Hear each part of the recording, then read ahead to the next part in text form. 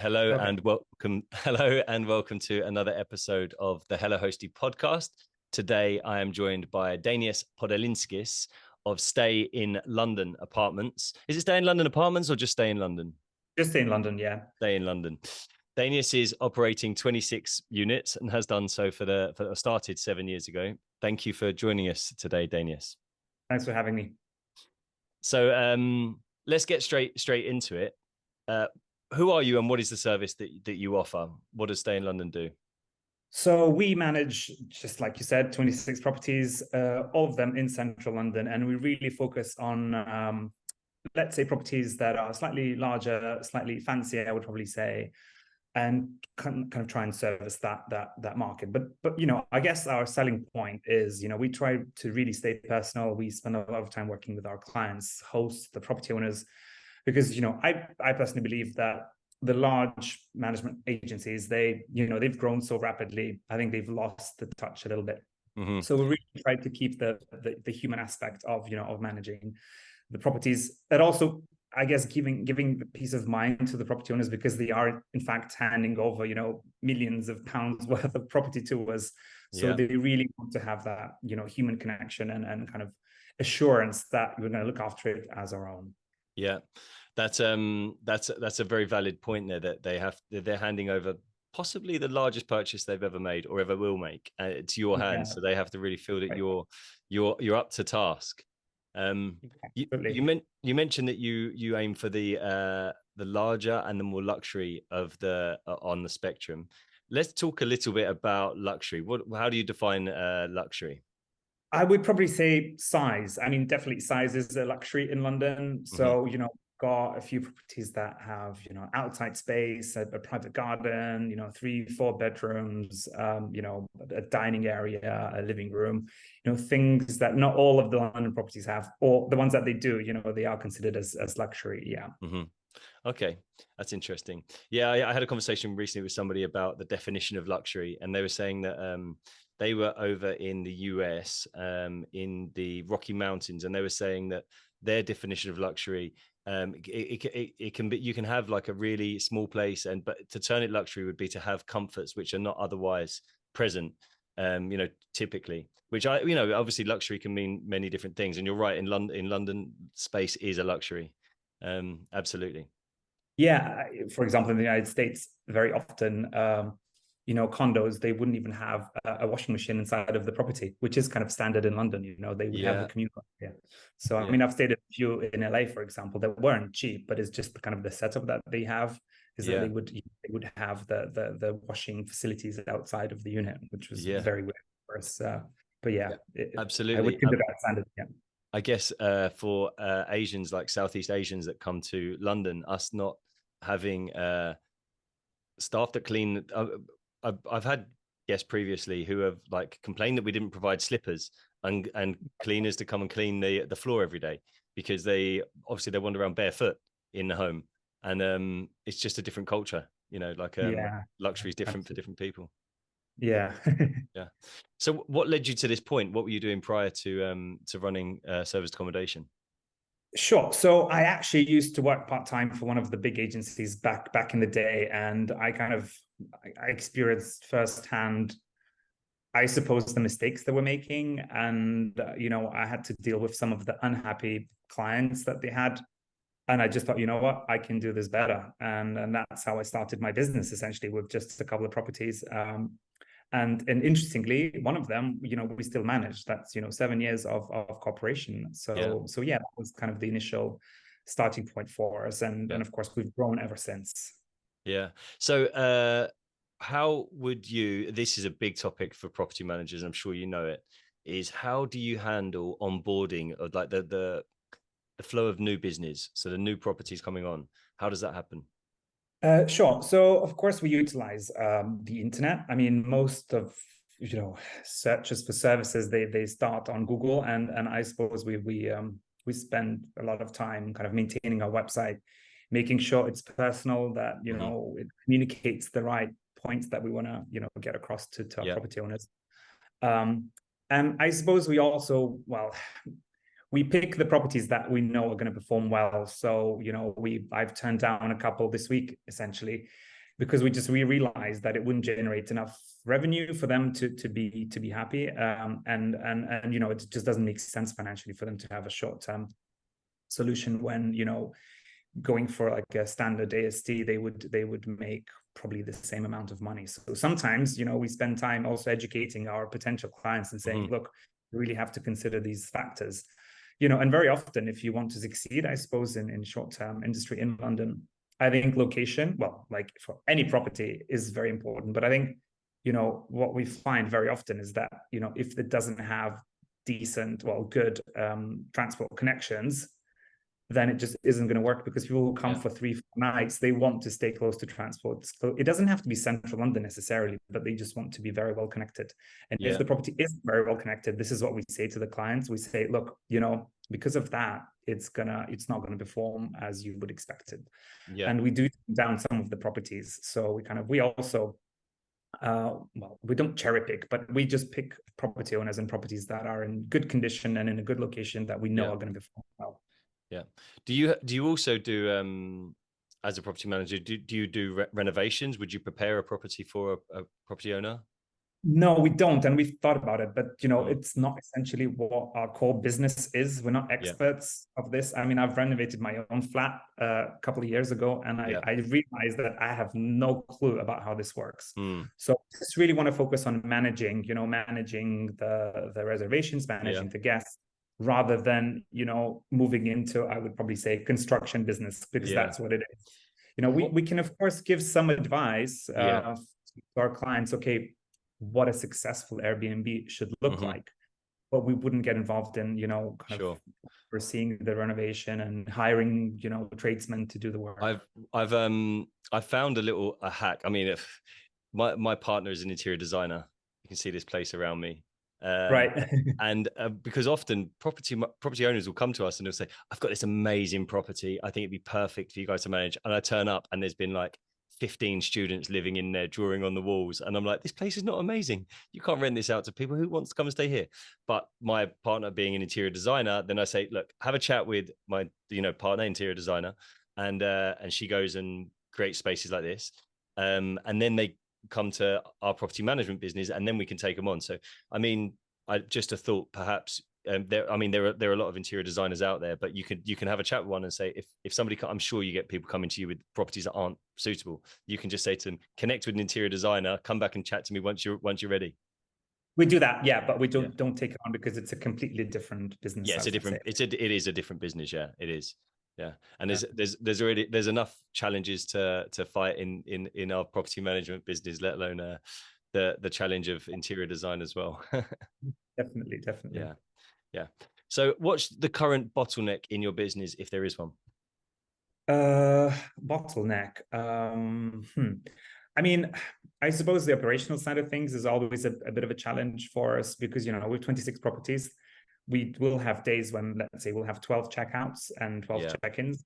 So I guess, and a very small window, you know, between, let's say, checkout and check-in of the new guest, when we have time to clean the property and make sure everything's ready for the new guest. So I guess sometimes you know, it's a challenge, but, you know, we've got partners, and over the years, you know, we've kind of cultivated those relationships, and, you know, we know how to manage that. But I think for any property manager, that's always going to be a challenge, I suppose, just to, you know, just to be able to do a good job in a very limited amount of time, and you know, motivating people so that you have the same people who know the properties, who know, you know, how to do proper housekeeping, and you know, not just, and you know, it's not just cleaning, it's actually making it ready for the next guest. They're not cleaners. Exactly.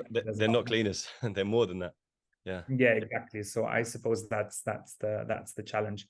I guess the other side of things is, I don't know, maybe like software related, is making sure that whoever reserved the property is the person arriving, and kind of making sure that there aren't any kind of security or risk issues, and addressing that. But I suppose software is kind of, you know, we're looking at a few solutions that would help us kind of make sure that you know, we've checked the ID, and Super you know, that's one of them, right? Yeah, that's one of the solutions that we're kind of trialing right now to see Yeah. if, that would be a good fit, and hopefully that would take away lots of our problems. How's it going with Superhog right now? I mean, we recommend our clients to use them as an insurance policy for short-term stays, because they have various kind of custom-made solutions depending on what you insure and level of coverage and stuff like that. But I suppose we are exploring other ways of working with them, so that we also we have solutions how we can check, verify, and make sure we don't have any issues later on, and it's essentially using software and automating it as much as we can. Yeah, that makes sense. I mean, I've not actually trialed Superhog yet, but I've heard really good things about it.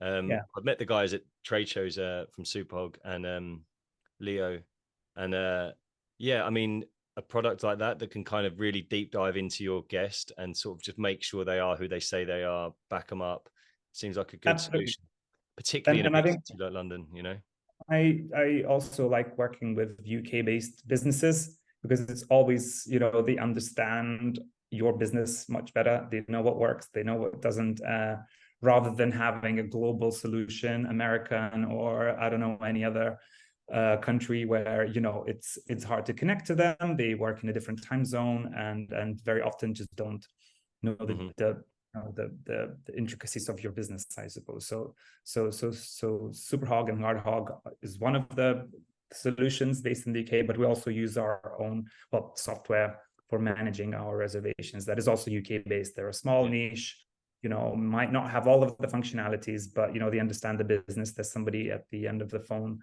at the end of the line, I can call, and I like that kind of relationship. So I really foster those relationships with, I wouldn't say local, but let's say UK based businesses. Same time zone. Yeah, exactly. Yeah, or at least 1 hour difference, but not 10. Yeah, sure, I understand that. So on that topic, how do you manage a business that requires you or a member of your team to be available 24 hours around the clock, or always on hand? Well, we try to manage the expectation. I don't think any business, should be available 24/7. I think we all need to sleep and, spend time with our loved ones. I think we've spent time making sure that all of the instructions are very detailed. So if our guests arrive very late, they have information that they can rely on to resolve any small issues. Yeah. And if it's an emergency, they shouldn't be calling us anyway. They should be calling the fire brigade or the police. Yes, We make that clear, and I really also want to, manage that expectation. I don't think they should be calling us at 2 a.m. to ask how to turn on Wi-Fi. Yeah, sure. But I suppose, yes, we do get, people who still call us, who still message us. But I also kind of, I try to set boundaries as well and say, look, we're available during working hours and, during certain amount of hours over the weekend, but we're not necessarily 24/7 hour business per se. So you've got team. Let's talk about your team a little bit. How does your team work? Are they outsourced, in-house? Where are they based? So I have 3 people that are in-house that kind of help me with everyday operations, with speaking to the clients, and then I outsource the housekeeping side of things. But the company that we work with, they've been in the business for years, and we've been working with them for a long time. We've been working with them for quite a long time, so we have a very good relationship. Slack chat and things like that, where we can any kind of daily issues. I did used to have in-house housekeeping team, and I guess it also limits your growth a little bit, because you can't grow as quickly, and you can't like we had to do it over COVID. We didn't need all of that resource, so I think it gives flexibility. Of course, we're paying a lot more than we would, I suppose. But we like that. And again, we're not experts in housekeeping. We are experts in managing, identifying the properties, managing the reservation, speaking to the guests. But we really like giving it to the experts who know how to do this. Have you tried Turno? No, not yet. Maybe that's something I should consider. Recently in London, I mean, I've been working with an amazing team in London for the last 15 years. Super good. But they didn't want to go to one area that I was working with. So I went to Turno, and now I found somebody incredible through a company incredible through Yeah. Turno. I mean, they are, I mean, I'd never had the need to try it before. I gave it a go. It was really good. So if you ever feel that you're in a bit of a pickle, you need someone, check Turno out. That's a little plug for them, because Oh, yeah, definitely. it was a really good solution. And the guys that I found, they don't just handle cleaning, they handle laundry, they handle maintenance.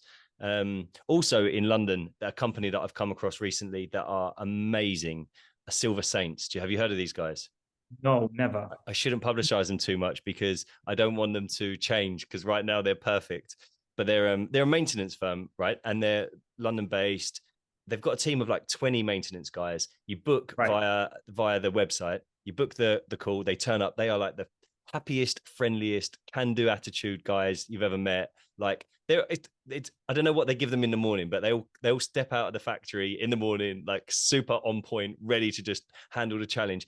And one thing they do is they guarantee their work. So we had a leak in a property that was like constant, going back, couldn't find it. It was to the shower. Anyway, I got these guys in, and because they guarantee their work, it was one fee, and they came back twice, but now the leak's gone. They're like really motivated to fix. So Silver Saints, I do recommend them. I'll definitely call them, because yeah, I think that's one of the other issues that we've been having as well.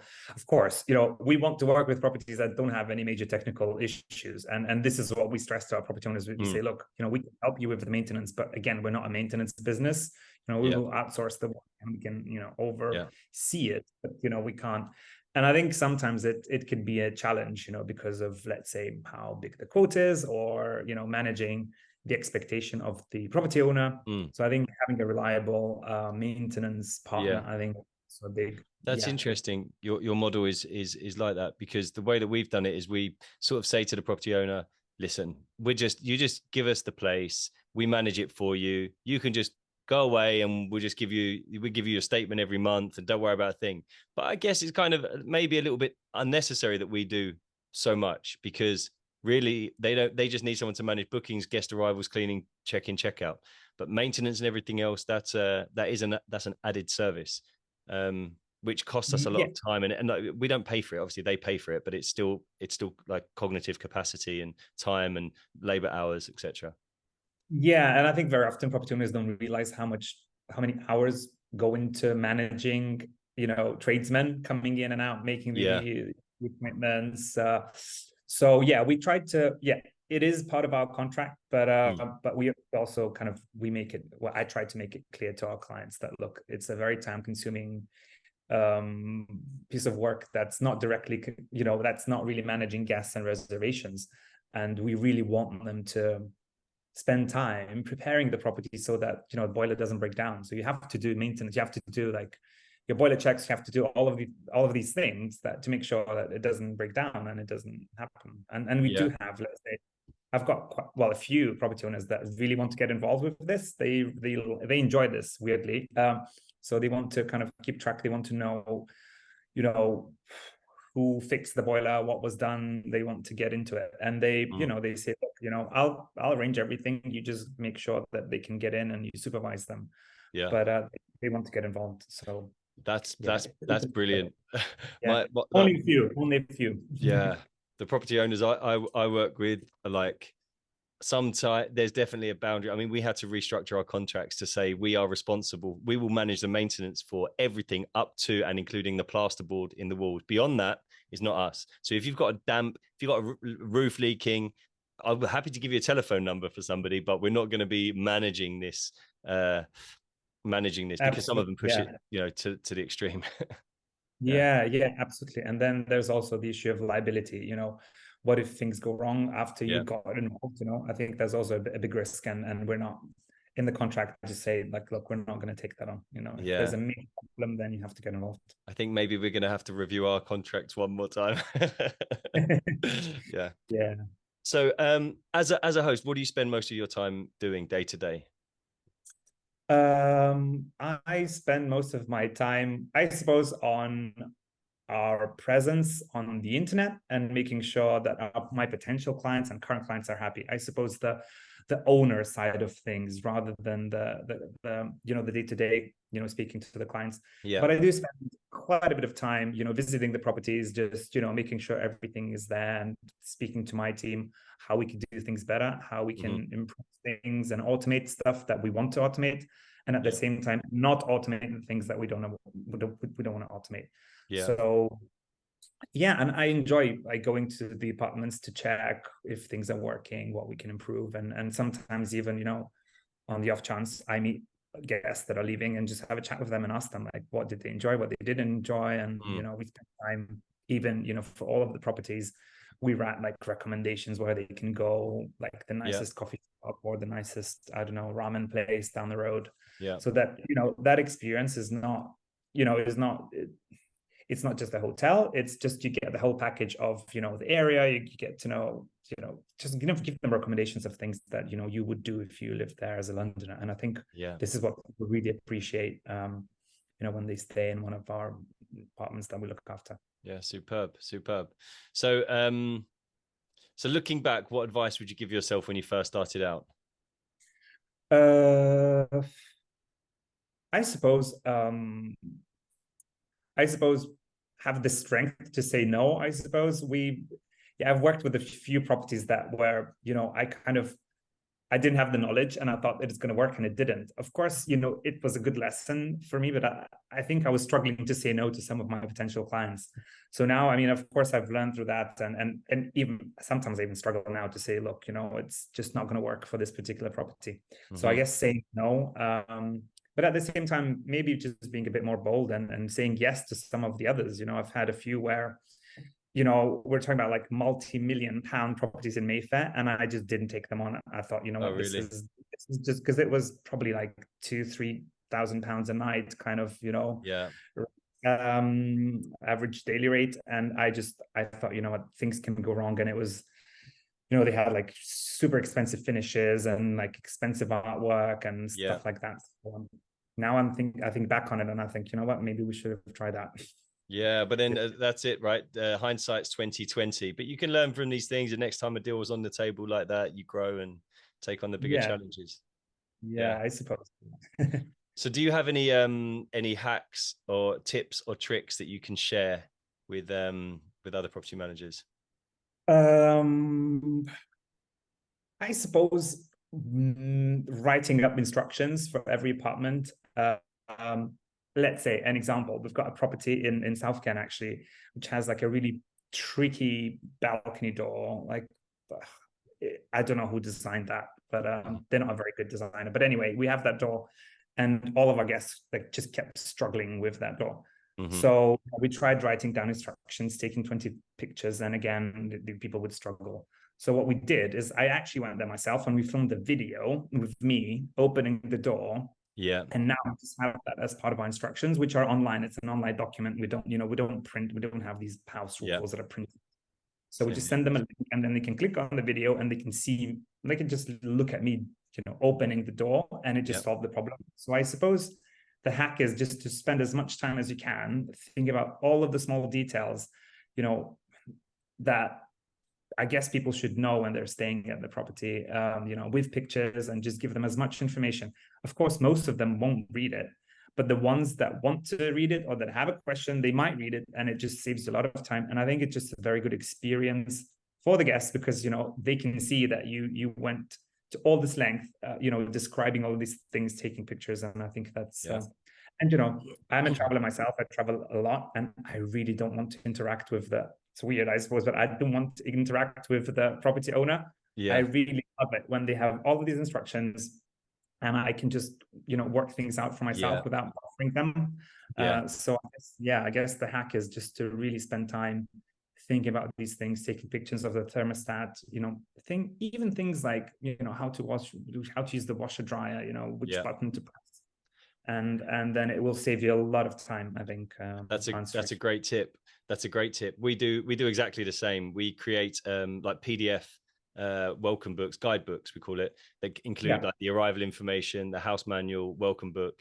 And in fact, with Hello Hosty and Alina, we create these for our users because Alina, the AI tool, sends these to guests in communication. But exactly like what you said, we make it. But my reference is for our coffee machines, because we put in kind of like fancy coffee machines. and Right. they're kind of complicated. You don't need an engineering degree, but you at least need to have like an A level. But Yeah. and this video, you know, a video of somebody saying this is how you make the cappuccino. The guest, and also because it gives the guest the opportunity, like you say, they don't have to speak to you, but they can connect with you for a video. They see you in the property, and it's like, oh, this is, you know, this is Dainius. I know this guy, you know, like this is kind of, you know, the connection they make. Yeah, it's a personal touch, I suppose. And I think when people travel, very often this is why they choose Airbnb, because they don't want this kind of faceless experience of staying in a hotel. They really want to stay in somebody's home, and they want to Yeah. know that there's a real person behind all of this. And I Yeah. think that's a nice way of showing them that, Yeah. look, I'm there. You know, it's interesting because, like you, I'm a traveler myself. I don't really like to interact with the property manager unnecessarily. Like, come on, I'm on holiday. But I've figured out that when looking for a property, if a place has like 150 5-star reviews, then I know the property manager lives like next to the property, and everybody meets them, and they're super involved in their life, Yeah. because nobody gets these like 150 5-star reviews unless the guest is like, you know, I met the guy. I can't leave him 4.5 stars. But Yeah. flip side, if they feel a connection with you, guests, then it means that they will probably leave you a better review because they feel that connection. So, like you said, like the videos are a really good way to introduce yourself and connect with Yeah. them on some kind of level. Dainius, I'm going to draw the podcast to a close there. But if people want to find out more about you or about Stay in London, how would they do that? Just get in touch with us on our website, stayinlondon.co.uk. And yeah, we'll always, find time to have chat. And, sometimes, well, very often actually, if I can't work with the property owner, we have a conversation, and I point them in the right direction. I've even had a few where I said, you know what, you can actually, because you're only going away for a limited amount of time, you don't need a manager. You can try that yourself.